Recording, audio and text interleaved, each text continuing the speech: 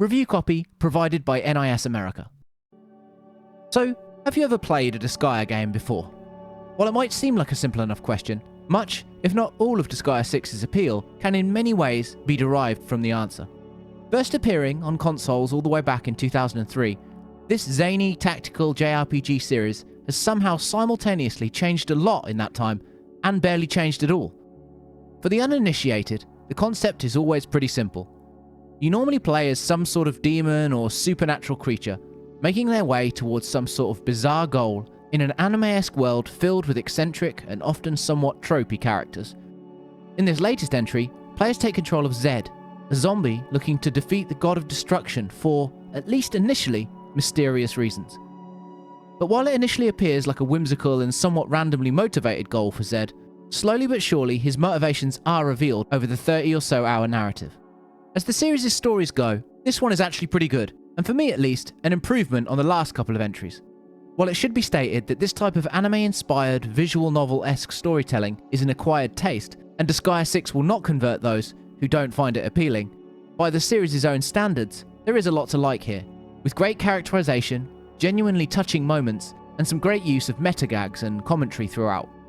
While not all of the jokes landed, Disgaea 6 does a great job of keeping the player a little more invested than in previous entries, by setting itself apart as a standalone tale that isn't afraid to poke fun at itself or at other entries in the series. However, one thing that is worth noting is the way the game's structured regarding progressing the story can get a little tiresome. Essentially, the run of play is this: you select a new stage, watch a visual novel style sequence, beat the level, watch another sequence, rinse and repeat, with each chapter of the story taking place in a new world. Now, while there's nothing wrong with this structure per se, I would say that in places the game can definitely feel far too wordy, leaving the player tempted to skip the scenes just to get back to the action. While the dialogue and narrative is an improvement on some other entries, this is a problem that unfortunately comes with the territory, and while I'm sure some won't mind it, many will undoubtedly find themselves a little frustrated on occasion. One more thing on this score though, it's worth remembering that Disgaea 6 was first released as a Nintendo Switch exclusive, at least outside of Japan, and so these more bite-sized scenes and levels would have felt much more at home there. I know many, myself included, really enjoy Disgaea as a portable experience, and with no current Steam Deck support, the Switch is the only place you can find that with the 6th mainline entry. In terms of presentation, Disgaea 6 is the first entry in the series to have full 3D character models and animations, moving away from the more 2D aesthetic seen in its past titles. Now, while these do a great job of feeling like Disgaea and maintaining the distinctive art style, I personally like the high-resolution 2D look seen in Disgaea 5 more.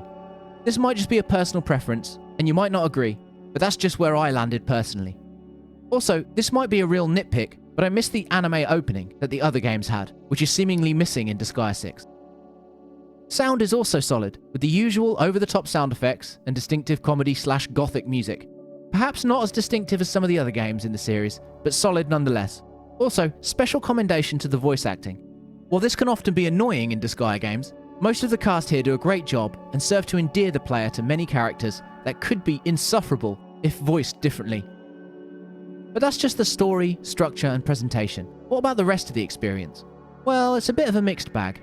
Not bad overall, but in many ways, a bit of a weaker entry than we might have seen in a while.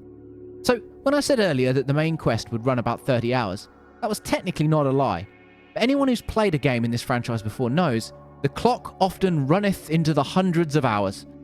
The reason for this is Disgaea's deep and well-documented fixation with stats and numbers. Essentially, this series prides itself on its massive number scaling, leveling, damage calculations, and math-based character builds. All of this in turn facilitates the implementation of various systems and mechanics that serve to power creep in various different ways. There's the item world, which allows you to level up specific items and gear by entering essentially an endless, procedurally generated dungeon. There's the Dark Assembly, where you can lobby for new team members, abilities, and various other buffs. Hell, there's even a cheat counter, which allows the player to tweak things like money earned or experience gained via a give and take system. But this is barely scratching the surface, and any fan will tell you that I would be here all day if I went too deep into all of this. But what's important is what these systems have always allowed and facilitated in the series. You see, for almost 2 decades now, Disgaea has made players feel like they were breaking the rules. The build diversity, the method of approach, the endless endgame, and the infinite power creep has defined the series and its identity. And while Disgaea 6 Complete has these things in it, it also seeks to make itself a little more accessible and easier to swallow by simplifying some of these systems and stripping away others completely. One such feature that has been toyed with in previous Disgaea games, but has been completely reworked here, is the reincarnation system, or as it's called in Disgaea 6, super reincarnation. You see, as Zed is just a lowly zombie, he should in fact be one of the weakest races according to Disgaea lore. However, it is established early on that Zed has access to a powerful ability called super reincarnation, which acts both as a narrative device and a system to further enhance your power creep. Narratively, every time Zed is defeated as part of the story, he'll be revived by this ability, waking up in a new world and allowing him to meet new companions along the way. On top of this, the player can also utilize super reincarnation at any time between missions to reset their character's levels to 1, but have them keep many of their stats.